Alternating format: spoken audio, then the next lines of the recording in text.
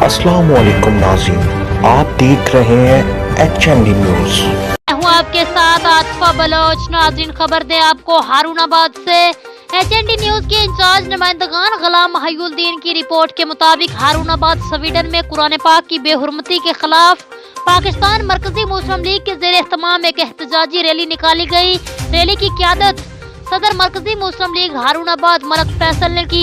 Rally में पाकिस्तान मरकजी मुस्लिम league के कारकुनान अमीर हमजा, मास्टर खालिद समेत PTI के रहनुमा मियां अब्दुल वाहिद ने भी खसूसी शिरकत की।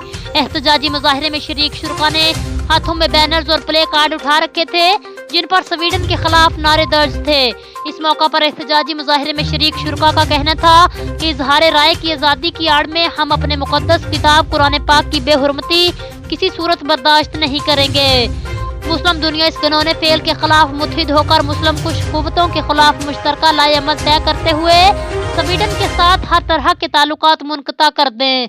जी नाजरीन, मजीद किसी भी खबर और उसकी अपडेट के लिए आप देखते रहिए HND न्यूज़।